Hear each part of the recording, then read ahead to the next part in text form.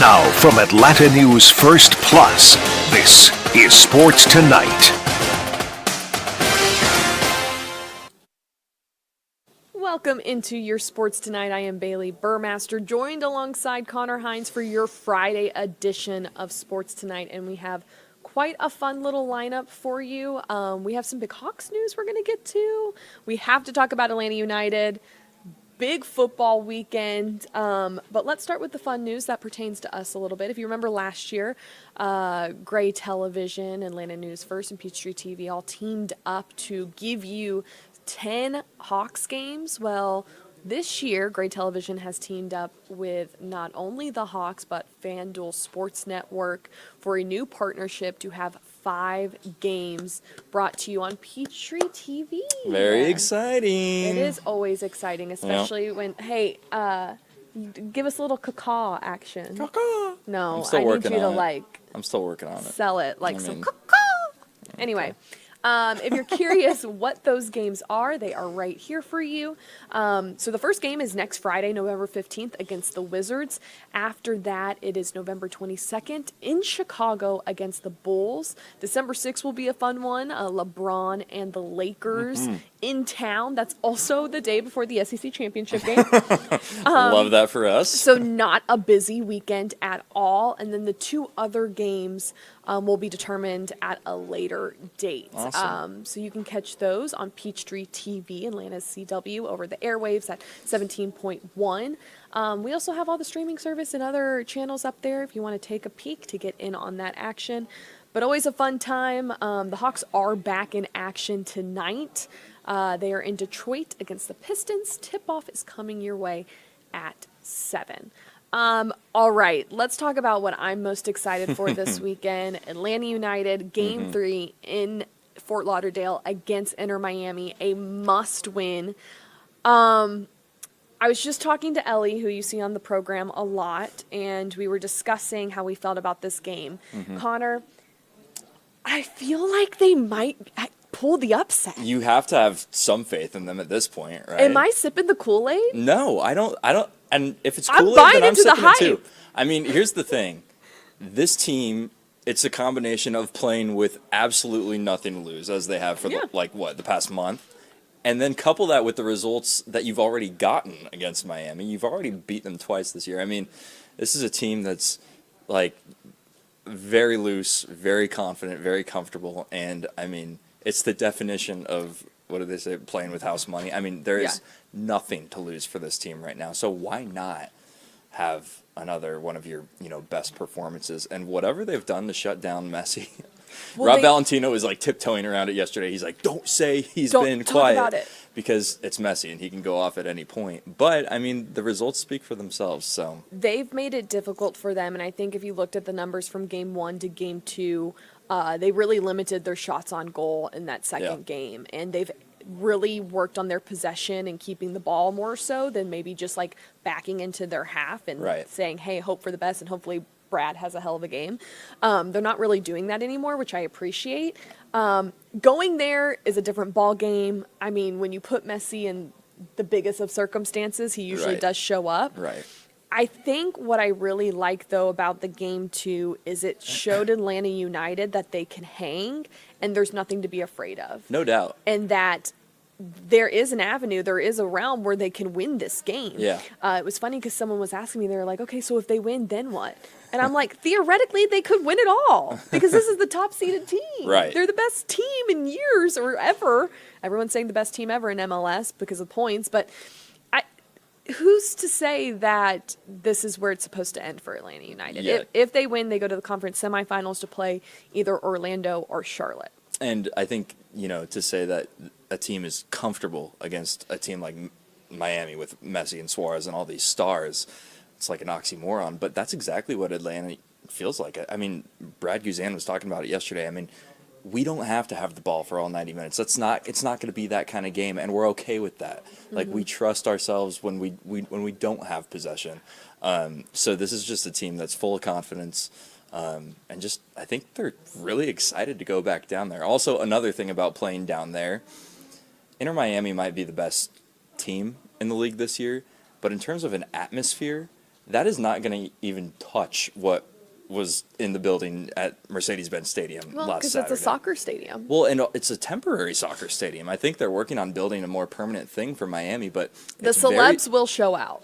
They will, as they always do down there, but it's very small, it's very intimate. Which If I you guess, were playing a soccer game, what celebrity in the stands would have you starstruck? oh gosh, John Mayer. Are you kidding? For real? John Mayer? That Brad- is it? That's Brad- the one? Brad Pitt. John Mayer? You're a John Mayer guy? Wow, that kind of just blew my I'll see mind. myself out. For me, it's Beyonce or, honestly, David Beckham just being there, and if Victoria Beckham was there, I think, like, that is Yeah. Charlie XCX. That's Okay. fair. Okay. Brat Summer. Okay, so we got sidetracked because I just had to know because all the celebs come out for these games. But Brad Guzan did talk this week. He's someone who's been really insightful in this matchup, has played really well in the playoffs. So let's hear what he had to say ahead of Saturday's match. To be honest, I'm not thinking about that at all. Not crossed my mind. We'll go back. We'll continue to look at the last two games against Miami and give everything we've got on Saturday. Is there any pressure on y'all on Saturday? I think the pressure, a lot of it is on them, and so we know we need to turn up and perform, but I think a lot of the pressure will be on them. Y'all have come through a stretch where you've had pressure on you. You've had to get results, and Yeah. you've been able to do that. So is not having pressure on y'all good or bad? On Saturday? I wouldn't say. Listen, we hold ourselves to a certain standard. We hold ourselves in terms of what we're trying to do. So from an internal perspective, we always put pressure on ourselves. I think from y'all's perspective, a lot of that pressure will be on them. And so from our standpoint, it's about focusing on us, applying ourselves, how we've been going the last few weeks in terms of being able to find results and get results, and we want to do that on Saturday. Brad, is the team, I mean, we talked over the years, can this team manage games and whatnot? The team has obviously improved a lot. Is it ready for the type of game where the conspiracy theories are going to be out? Inter Miami has to be in the final. Messi's going to get calls. They're going to walk out when they feel like it for the second half. Like, how has the team grown in that aspect of football, if you will? Before I answer that, let me ask you a question, and maybe you guys have done research. Have they been disciplined for that? For showing up late to start the second half? I don't think so. I know Argentina was many times. The referee told us at the start of the second half that it goes in the report, but he even said the league does nothing. So I was just curious if you guys knew. Anyhow, listen, we can only control ourselves in terms of our application, in terms of how we approach the game, in terms of how we perform and deal with situations as they come up in the game. Can't worry about the referee. Can't worry about conspiracy theories and whatnot. At the end of the day, it's going to be 11-11, in their stadium, and we've got to go down and try and find a way to win. How do you feel? I mean, you've been a hero here over the last month or so. Are you ready for another performance that could potentially get this team into the next round? I feel good. I need to clean up things on my end too. Especially game one, being able to make a few saves. But as I said after game one, it ultimately doesn't mean anything, right, in terms of the result. And so, our guys did a fantastic job in game two to be able to battle back and ultimately go and get the result and the win that we needed to force game three. And, from my perspective, my job doesn't change. My job is to try and make saves and try and help the guys in front of me, give them the ability to go win the game. And whether that's in the 5th minute, the 95th minute, the 45th minute, it doesn't matter, right? So you want to give the opportunity to our attacking players to say, hey, go and score. And when we do, we're going to do enough in the back to get ourselves a result.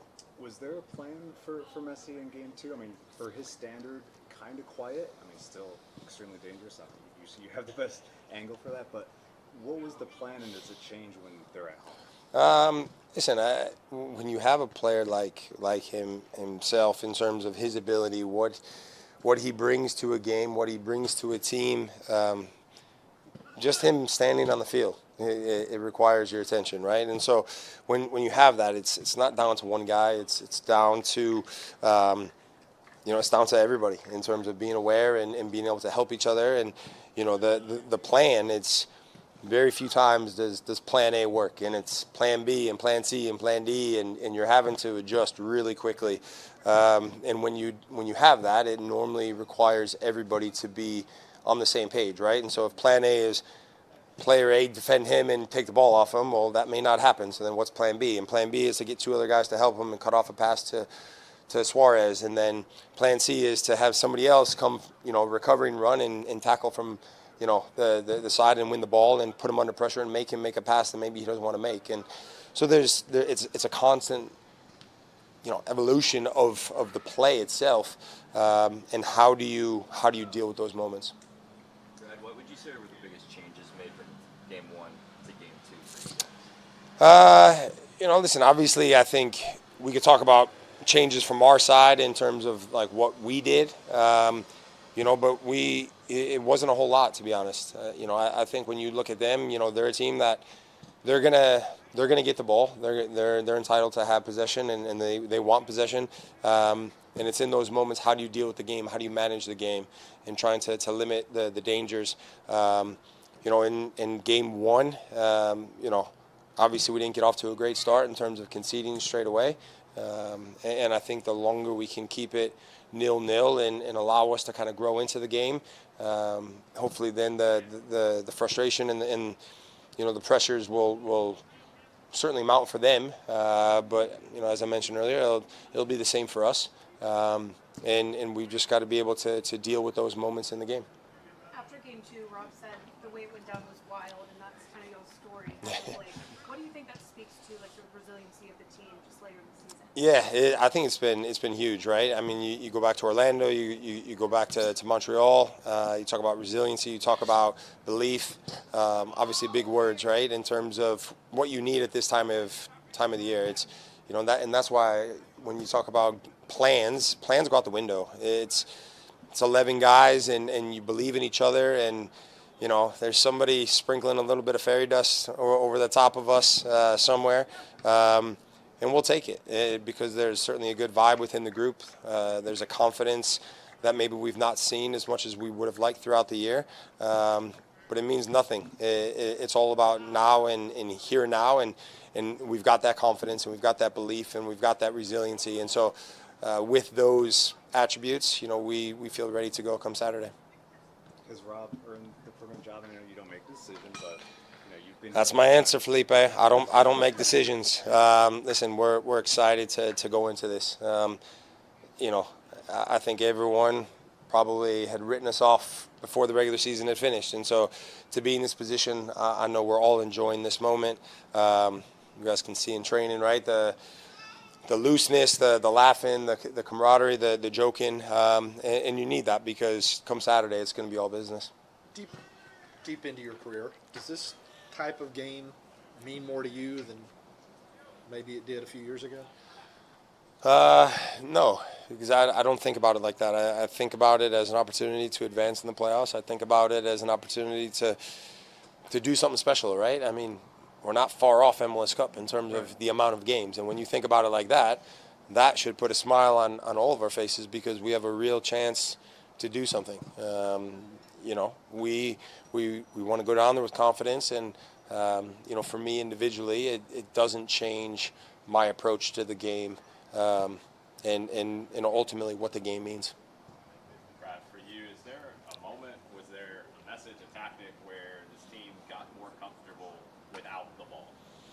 Yeah, I don't know if there was a moment. I think it was almost a realization of, hey, we're okay if we don't have the ball. And at this level, you're not going to have the ball for 90-plus minutes. You're just not. That's not how the game works. And so I think having that understanding that we are okay and we're solid and they're entitled to have it. And when they have it, they might get a shot off. They might create opportunities or whatnot. But how do we limit the severity of those opportunities? How do we kind of manage this situation without the ball? And I think we've been a lot better in those situations over the last few weeks.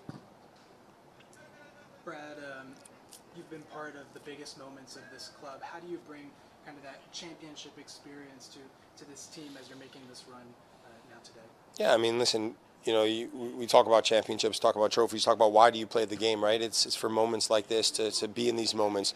There's a lot of clubs around the league that would love to be in our shoes and be playing this game. And, this is another example of why you play the game. And so for me, it's not about trying to get a message across to guys saying, oh, hey, this is what it's going to take or whatnot. I think guys have shown that we have what it takes to compete in the playoff picture. And listen, we've got full internationals on our team. Bartek, Stian, Derek's a full international. We've got guys that have played at the highest level in the world's game, and so they certainly understand what's at stake. And I think that's shown in the performances, especially the last two games, but even leading up to that. So for me, it's not about trying to get a message across to those guys, because I think we all understand what we're going into come Saturday.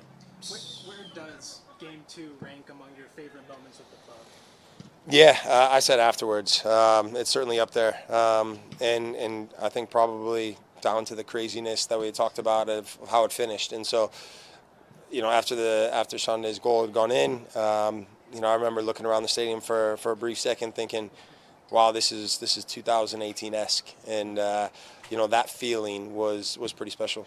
And how does being the underdog coming into this series, how does that mentality kind of change things for you guys? Does it make games like that Game 2 win, does it make those more special? I don't think it makes it any more special. I think, like I said, how it finished and how we were able to score late in the game and ultimately put ourselves in a position to force Game 3. I think that's what makes moments like that special. Where would a win in Game 3 rank? It'd be up there. Hopefully it's not as crazy as Game 2 in terms of how it finishes, a little bit more subdued. But, yeah, I'll take it any way it comes. And still no thoughts about your future? Yeah, definitely not. Definitely not. All right. All about Saturday. All right. Brad, last one. Just about Game 3. Privately, do the players talk about the magnitude of the opportunity? I mean, the world's going to watch this game to see if Messi is still in the playoffs. You could honestly shock the world, if you will. Is that something you guys talk about? Not on that scale, no, because again, it's all about internal and what we're doing as a group. Correct me if I'm wrong. It wasn't Game 1 I don't know, live in Times Square and shown in the Apple stores and the Yankees, but oh, fair enough. See, I don't even know. That's what we had heard, and it is the World Series. yeah, fair enough. But yeah, you know what I mean. You hear these comments, but ultimately they don't have a real effect on us as a group, because internally we're so focused on ourselves that that stuff that's all on the outside. Thanks.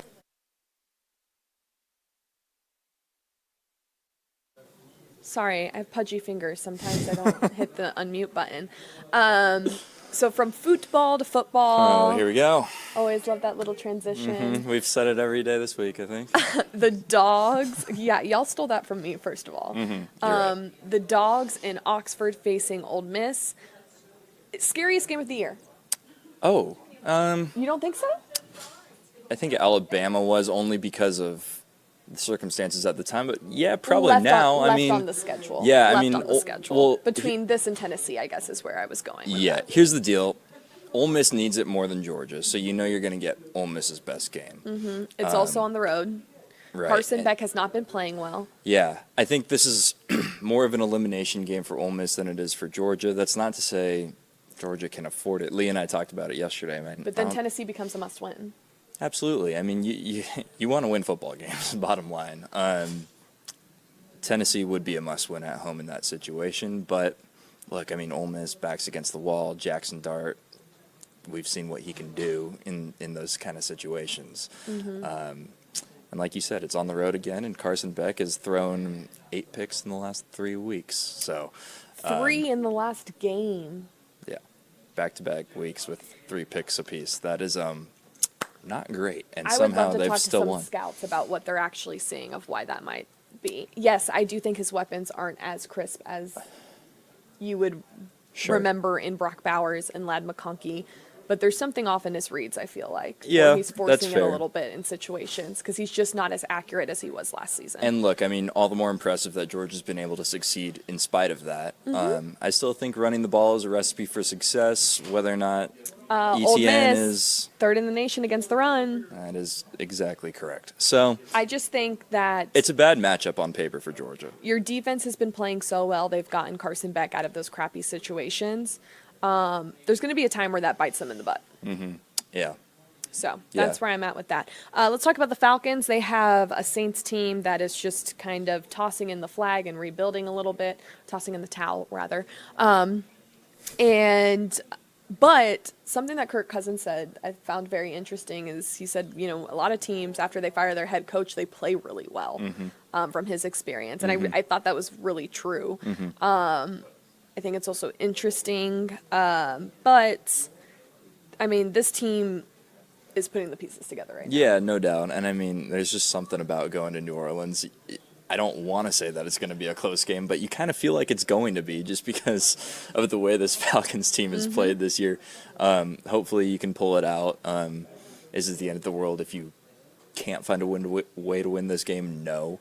I'm sure the Saints are going to be playing hard, like Kirk Cousins said. And, you know, most importantly, I think the biggest takeaway, you know, overarching last week was the defense finally got some pressure. I mean, we've been talking about it week after week after week, and finally, you know, Grady Jarrett and that crew that he leads is, you know, able to break through and put some pressure on Dak Prescott. You know, you got to hope that continues against just really bad Which New the Orleans Falcons offense. broke the Cowboys, by the way. 100%. I mean, literally, Dak Prescott's out for multiple weeks now. Woof. But Hate to see it. But let's hear from the Falcons defense as they gear up for this matchup on Sunday. Get back out there this week? Yeah, definitely looking forward to playing some football again. Yeah, it's exciting. Coach Rahim said you were really close last week. What was that process like when they, you know, you put in the work and it's like, oh, you know, Christmas Yeah, didn't just come. I know, yeah, exactly. It's you're itching to play, but you got to go through the process and then make sure everything's right and good. And yeah, we're there, so I'm excited to get back out there. How do you feel? Feel good. Yep, ready to go. What have you noticed about what Caden Ellis has been able to do? Oh, Caden's a stud. Just dynamic in everything he does. Pass rush, run game, pass. You know, everything he does well. Hey, well, how was it? I know you wasn't playing, but what did it look like to see your guys, you know, get some quarterbacks on the ground and hit some of them? Yeah, I mean, we've been making emphasis of that at practice. You know, practice habits become game day realities, what we've been saying.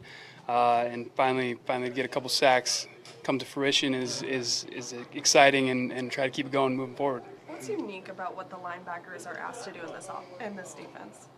Man, I think Jimmy allows us to be free, go be ourselves, go be playmakers.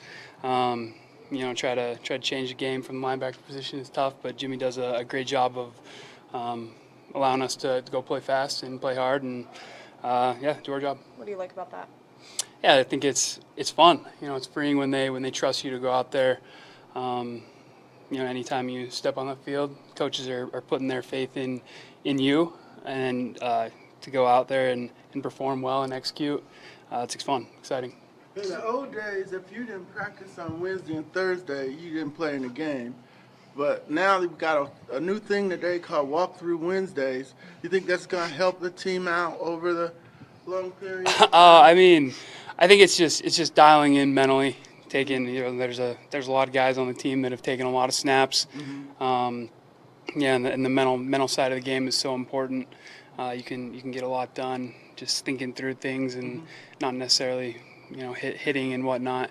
So yeah, I think it's beneficial.